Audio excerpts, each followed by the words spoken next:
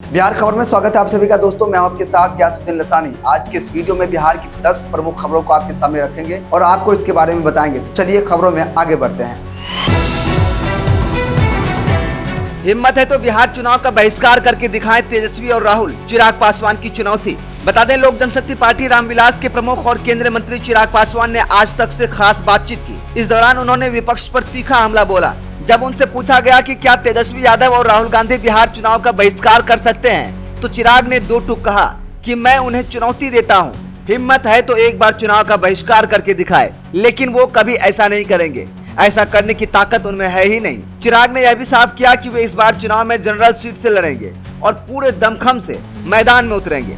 बातचीत के दौरान चिराग ने बिहार की कानून व्यवस्था को लेकर भी चिंता जताई है। उन्होंने कहा कि मैंने हमेशा से बिहार की कानून व्यवस्था पर सवाल उठाए हैं। राज्य में कानून का राज होना चाहिए, न कि अपराधियों का। कल जुबानी जंग आज हाथापाई तक पहुंची नौबत। बिहार विधानसभा में विधायकों का जोरदार हंगामा। बता दें, बिहार विधानसभा में बुधवार को जुबानी जंग के बाद गुरुवार को माहौल और ज्यादा गर्मा गया। सत्ता पक्ष और विपक्ष के विधायकों ने एक दूसरे पर हाथ उठाने की कोशिश की। हालांकि मार्शलों ने बीच बचाव कर स्थिति को नियंत्रित किया, जिसके कारण किसी को चोट नहीं आई। इस दौरान नेता प्रतिपक्ष तेजस्वी यादव और डिप्टी सीएम सम्राट चौधरी के बीच तीखी नोकझोंक से सदन में हंगामा हो गया। इसके बाद विधानसभा की कार्यवाही को स्थगित कर दिया गया, लेकिन इसके बाद भी विधायकों के बीच तनातनी जारी रही। तेजस्वी यादव ने अपने भाषण में मुख्यमंत्री नीतीश कुमार पर तंज कसते हुए कहा कि अब नीतीश जी सीएम बनने वाले नहीं हैं। 8 तारीख को अमित शाह सीतामढ़ी आ रहे हैं। उन्हें घोषणा कर देना चाहिए कि 2025 से 30 तक नीतीश कुमार ही एनडीए के सीएम फेस होंगे। मणिकराव कोकाटे पर होगी कार्रवाई। सीएम संग बैठक के बाद फैसला लेंगे अजित पवार। बता दें, महाराष्ट्र के डिप्टी सीएम अजित पवार ने कृषि मंत्री कोकाटे के कथित तौर पर रमी वीडियो पर प्रतिक्रिया दी है। उन्होंने कहा कि विधानमंडल में कृषि मंत्री द्वारा रमी खेलने के मामले की जांच होगी। मैंने व्यक्तिगत रूप से मणिकराव कोकाटे को सोमवार को मुझसे मिलने के लिए बुलाया है, ताकि उनका पक्ष सुना जा सके। इसके बाद मैं मुख्यमंत्री देवेंद्र फडणवीस के साथ चर्चा कर उचित कार्रवाई का फैसला लूंगा। नासिक के सिन्नर से 5 बार के विधायक रहे और अजित पवार की राष्ट्रवादी कांग्रेस पार्टी एनसीपी के सदस्य मणिकराव कोकाटे बार बार विवादों के केंद्र में रहे हैं और विपक्षी दलों तथा यहां तक कि सत्तारूढ़ महायुति गठबंधन के सदस्यों की भी आलोचना का शिकार हो रहे हैं।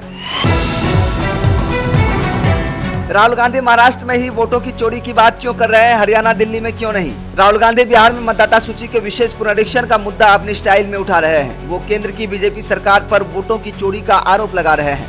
वोटिंग में गड़बड़ी का इल्जाम तो राहुल गांधी महाराष्ट्र विधानसभा चुनाव के बाद से ही लगाने लगे थे, लेकिन अब ज्यादा जोरदार तरीके से उठा रहे हैं।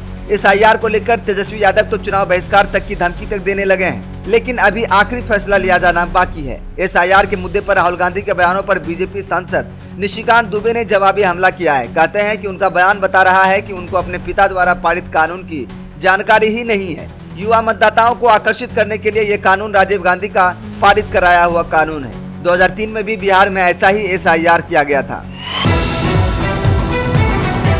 बिहार में वोटर लिस्ट से हटेंगे 60 लाख का नाम। अंतिम 2 दिनों में 7 लाख फॉर्मों का इंतजार। बता दें, बिहार विधानसभा चुनाव 2025 से पहले चुनाव आयोग द्वारा कराए जा रहे मतदाता सूची के विशेष गहन पुनरीक्षण अभियान का पहला चरण अब समापन की ओर है। आयोग ने गुरुवार को बड़ा खुलासा करते हुए कहा कि अब तक 99% मतदाताओं को कवर किया जा चुका है और करीब 60 लाख मतदाताओं के नाम वोटर लिस्ट से हटाए जाने की प्रक्रिया शुरू हो गई है। आयोग के मुताबिक 21.6 लाख मतदाता मृत पाए गए हैं, जबकि 31.5 लाख मतदाता अस्थायी रूप से पलायन कर चुके हैं। इसके अलावा 7 लाख मतदाताओं के नाम दोहराए गए हैं, यानी वे 1 से अधिक स्थानों पर दर्ज हैं। इन सभी को मिलाकर 60 लाख से ज्यादा नाम सूची से हटाए जाने गए हैं, जो आंकड़ा आगे और बढ़ सकता है। आखिर 12 साल पर ही क्यों लगता है मां कुंभ मेला, जाने कब हुई थी इस मेला की शुरुआत। सनातन धर्म में कुंभ मेला एक अलग ही महत्व है। यह विश्व का सबसे बड़ा धार्मिक मेला माना जाता है। इस मेले की तैयारी कई महीने पहले से की जाती है। महाकुंभ मेला 12 साल में एक बार आयोजित किया जाता है। इस मेला में दुनिया भर से लाखों की संख्या में श्रद्धालु स्नान करने के लिए पहुंचते हैं। इसका आयोजन पवित्र नदियों के तट पर स्थित 4 प्रमुख तीर्थ स्थलों पर होता है। यह स्थल है गंगा, यमुना, सरस्वती के तट पर प्रयागराज उत्तराखंड में गंगा के किनारे, हरिद्वार मध्य प्रदेश में शिप्रा नदी पर उज्जैन और महाराष्ट्र के गोदावरी नदी पर नासिक में होता है। मान्यता यह भी है कि देवताओं और असुरों के बीच 12 दिनों तक युद्ध चला था, जो मनुष्य के 12 साल के बराबर होते हैं, और यही कारण है कि 12 साल बाद ही महाकुंभ का आयोजन होता है। सीएम हेमंत सोरेन की अध्यक्षता में कैबिनेट ने किस फैसलों पर लगाई मुहर, एक एक फैसला देखें। झारखंड के मुख्यमंत्री हेमंत सोरेन की अध्यक्षता में गुरुवार 24 जुलाई 2025 को कैबिनेट की बैठक हुई। बैठक में किस प्रस्तावों पर मुहर लगी? इसमें सबसे पहले प्रस्ताव में उग्रवादी घटनाओं तथा देश की सीमा की रक्षा करते हुए शहीद होने वाले जवानों के आश्रितों को विशेष अनुग्रह अनुदान और अनुकंपा के आधार पर सरकारी नौकरी देने की मंजूरी दी गई है। अटल मोहल्ला क्लिनिक का नाम बदलकर mother Teresa advanced health clinic करने का फैसला किया गया है।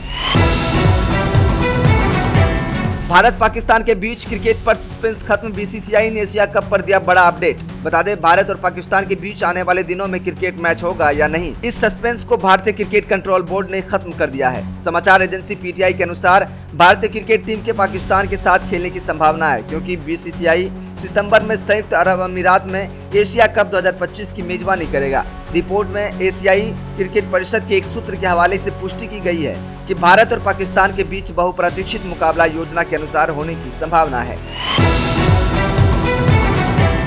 सैयारा नहीं, ये फिल्म है अनित पड्डा की पहली बॉलीवुड डेब्यू। बॉक्स ऑफिस पर हुई थी पूरी तरह फ्लॉप। डायरेक्टर मोहित सूरी की सुपरहिट फिल्म सैयारा हर तरफ छाई हुई है। फिल्म की कमाई और एक्टर्स की परफॉर्मेंस को लेकर सोशल मीडिया पर काफी चर्चा हो रही है। साथ ही फिल्म की एक्ट्रेस अनीता पड्डा की एक्टिंग सभी को बहुत पसंद आ रही है। हालांकि कई लोगों को यह लगता है कि अनीता पड्डा की यह फिल्म पहली फिल्म है, लेकिन आपको बता दें यह उनकी पहली फिल्म नहीं है। अनीत ने 2022 में ही बॉलीवुड में कदम रख दिया था। बता दें, फिल्म का बजट करीब 15 करोड़ रुपए था, लेकिन फिल्म ने सिर्फ 2.42 करोड़ रुपए का ही कलेक्शन किया था और ये फिल्म बॉक्स ऑफिस पर पूरी तरह फ्लॉप हो गई थी।